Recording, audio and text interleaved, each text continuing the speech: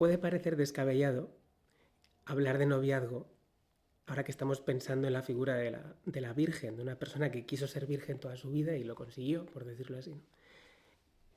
Pero los cristianos no tenemos más remedio que mirar a la Virgen porque resulta que Dios ha decidido hacerse carne precisamente en el momento que va entre la decisión de convivir con José y el momento en el que efectivamente van a vivir juntos, ¿no? Justo en ese momento Dios toca el mundo.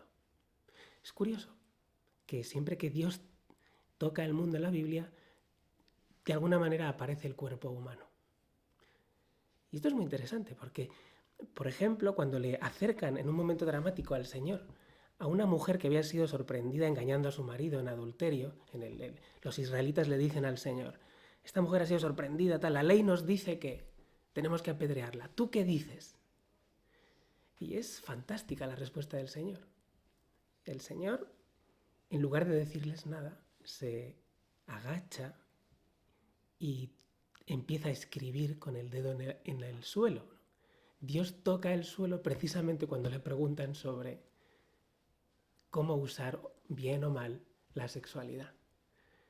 Y Jesús lo que hace es un gesto elocuente, conecta con ese momento primordial del Génesis, del libro del Génesis, en el que Dios explica que, a diferencia de los demás seres que los produce con su palabra, con el hombre en cambio, con el ser humano, el Señor se mancha las manos, toca el mundo y lo modela.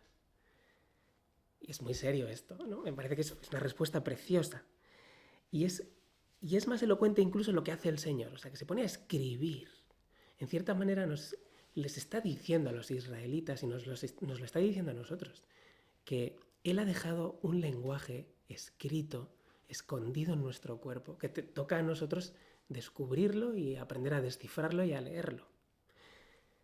Y esto es algo que es muy revelador, porque nuestro cuerpo está diseñado para que pueda comunicar muchísimo. Y en el fondo esto es el noviazgo, es aprender a hablar y a escuchar con nuestro cuerpo. De modo que, que se trata de aprender un lenguaje que no hemos inventado nosotros, una gramática en la que resulta que habitamos desde que nacemos, ¿no? Esto es muy interesante porque no es nada fácil. O sea, por ejemplo, quizá alguna vez nos hemos juntado con amigos para hacer estos juegos en los que uno tiene que representar con un dibujo pues una acción o una idea, ¿no? Y entonces cuando alguien no tiene mucha pericia, pues todos nos reímos porque ¿cómo es posible que con este dibujo has hecho, no querías transmitir? En fin. Y es que realmente no es fácil, cuando a uno le falta práctica, plasmar en el mundo lo que llevas dentro, ¿no? Y lo mismo pasa con el cuerpo, no es nada fácil que nuestras miradas, que nuestros gestos, que nuestras caricias transmitan de verdad lo que llevamos dentro. Hace falta práctica. Y lo mismo pasa con la escucha, que es la otra gran dimensión del lenguaje. O sea que, en el fondo, el Señor nos está diciendo que hemos de aprender a acoger el cuerpo de la otra persona que amamos como quien hace propia una palabra. Y eso tampoco es sencillo, porque hacer propio el cuerpo de otra persona es una tarea difícil. No es fácil. Ya digo, aprender cómo son sus reacciones, cómo recibe nuestras caricias, nuestras palabras, nuestras miradas. Bueno, y esto es lo que hicieron San José y la Virgen de maravilla. O sea, aprendieron a manifestar en su propio cuerpo todos los miles de detalles que el cuerpo puede ofrecer. Caricias, miradas, escucha.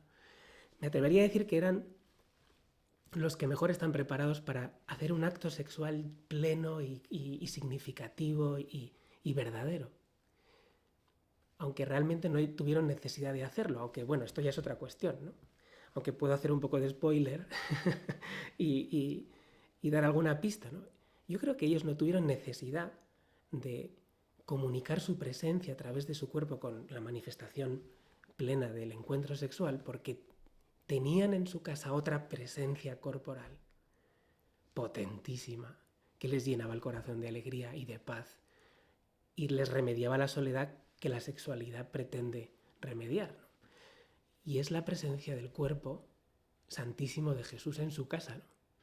Pero nosotros también podemos hacer esto, en realidad. O sea, podemos aprender en la Eucaristía a mirar más allá, a escuchar a Dios en las palabras de los hombres, a imaginar lo divino con los símbolos de la liturgia en el fondo, la Eucaristía es una escuela para el noviazgo maravillosa.